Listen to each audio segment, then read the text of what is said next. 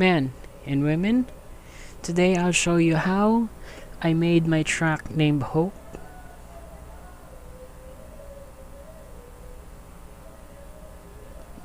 Yeah, hindi siya sikat. Pero I'll show you kung paano ko siya ginawa, and then basically the breakdown of the track. If that's interesting, take a seat.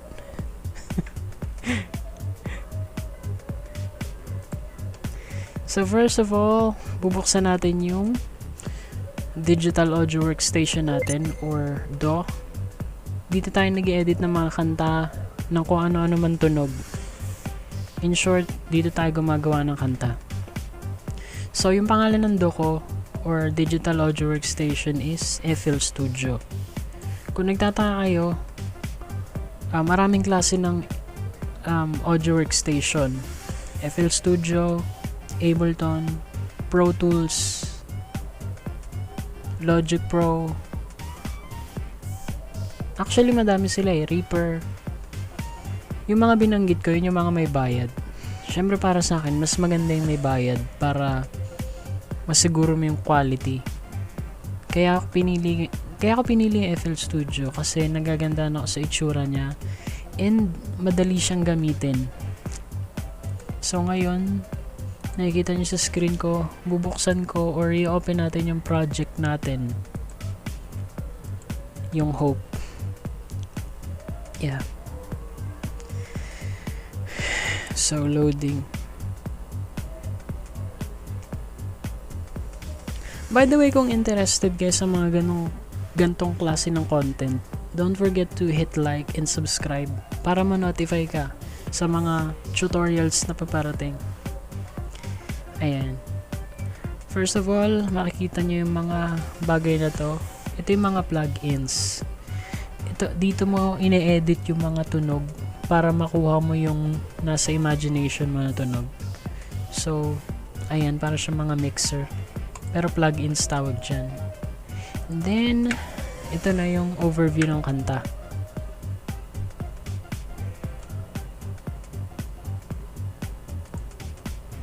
Ayan, burahin ko lang yung isang tab. Alright. So, kung familiar kayo sa video editing, siguro nyo naman nare-recognize nyo na kung bakit ganda yung itsura nito. So, bawat layers may mga tunog yan and paparinig ko sa inyo yan isa-isa. First part, intro. So, itong intro, itong part na to, it is composed of 2 layers. Parehas silang piano, parehas din sila ng nota, pero magkaiba sila ng klase ng piano. Itong isa, ito yung grand piano na tunog. Pakinggan natin.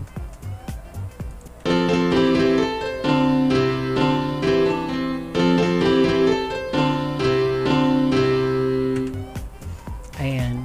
Yung pangalawa, Yamaha C7 na piano. Pakinggan natin.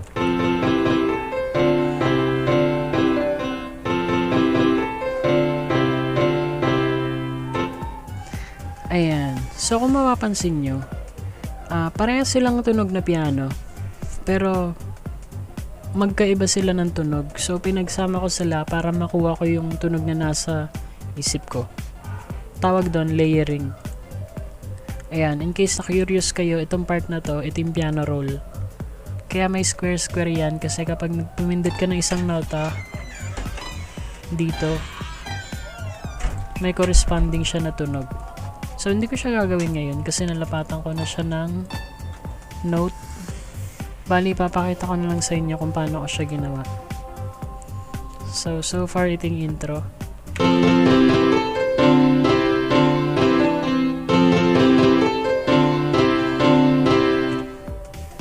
Next,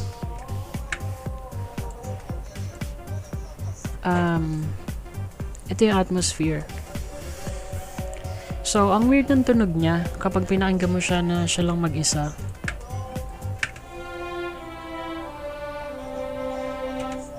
So, basically, yung purpose nito is nilalagyan niya ng flavor, yung pinaka-audio. Ayan, so ito yung atmosphere. Next, piano pa rin. And the next part should be the bass. Mahalaga yung bass, guys. Parang siya yung nagbibigay ng vibe sa isang kanta. Usually, hindi siya napapansin, pero mararamdaman mo siya.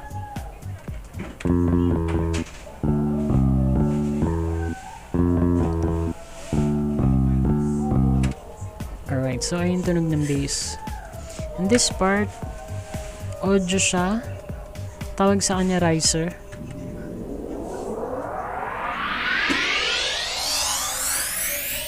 So basically, yung ginagawa ng riser, parang nagbibigay siya ng tension na parang nagpapahiwatig na yung sound na paparating is exciting. Next, same sounds, same layers, pero nagdagdag ako dito ng percussion. Para siyang orasan type na ewan.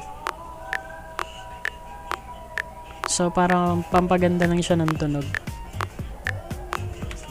Syempre sa bawat kanta, hindi mawawala ang kick.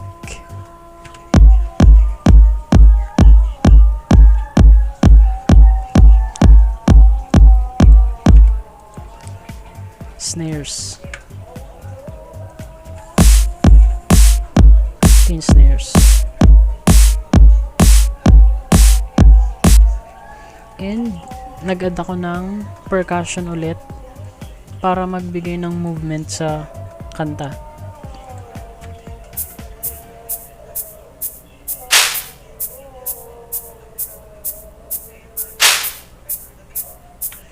Alright.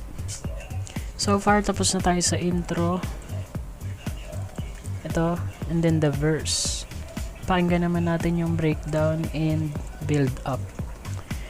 So, sa breakdown, nothing different. Same notes, pero yung instrument na ginamit natin is piano na Rhodes. Hindi siya grand piano, hindi siya Yamaha C7, Rhodes siya. You're so Rhodes. Pakinggan natin. Ayan, so kung mapapansin nyo, meron siyang panning effect. Yung from left to right na naririnig nyo. Sinadya ko siya para bigay ng movement sa kanta. Next, same thing, piano pa rin. Yung C7.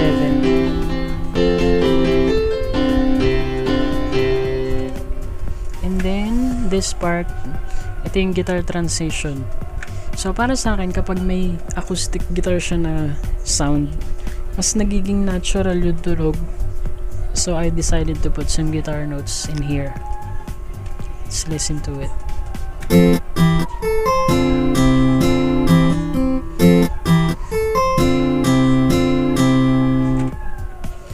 And then, syempre, part ng build up is snare.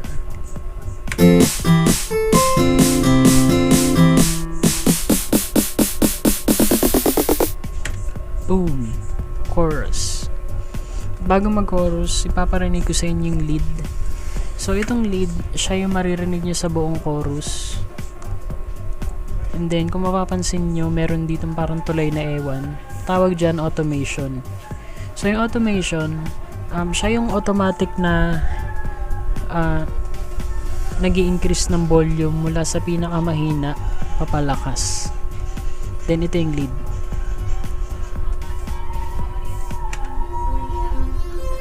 Ayan, kung mapapansin nyo, palakas siya ng palakas.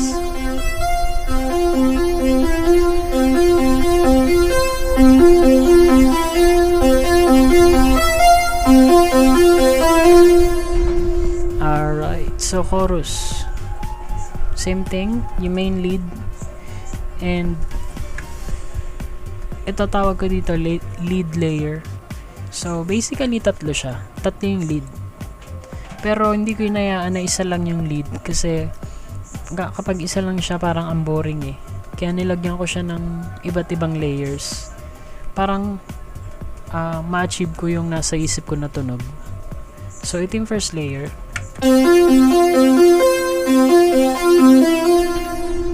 Second layer. Third.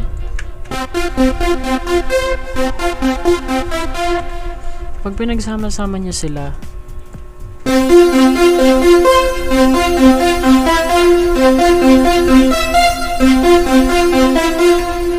so parang na-achieve niya yung party vibe. And then, of course, the piano, hindi mawawala.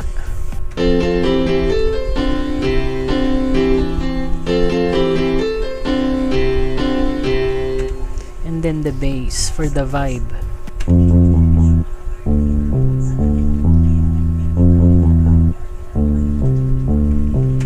So may sa bass din tayo na tinatawag. Yung sa bass, ito yung tunog niya.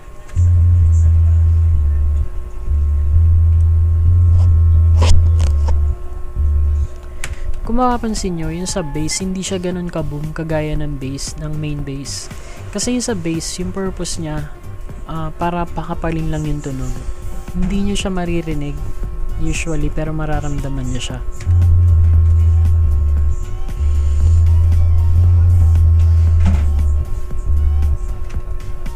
Then the kick, of course, and the clap.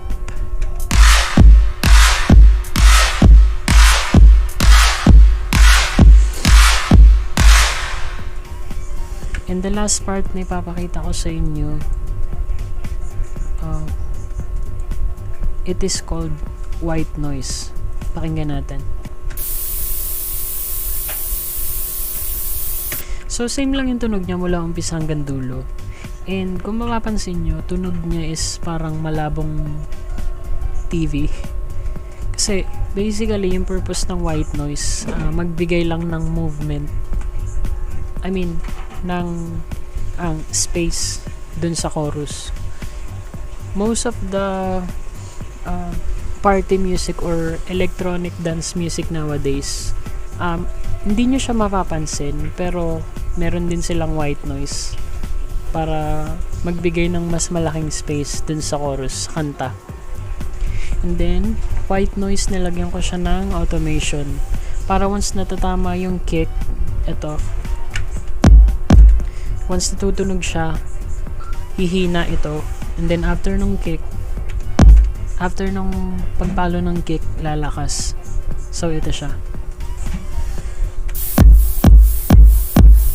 So para may emphasis lalo yung impact ng kick. So itong mga automations na to, ito, in-automate ko tong mga layers na to. Itong lead, itong piano, itong bass, lahat yan. Para once natatama yung kick, may emphasis yung impact. So last part, ayun, snare lang din.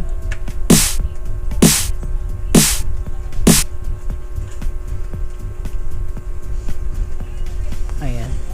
So basically, na-discuss ko na lahat ng parts ng aking ginawang kanta.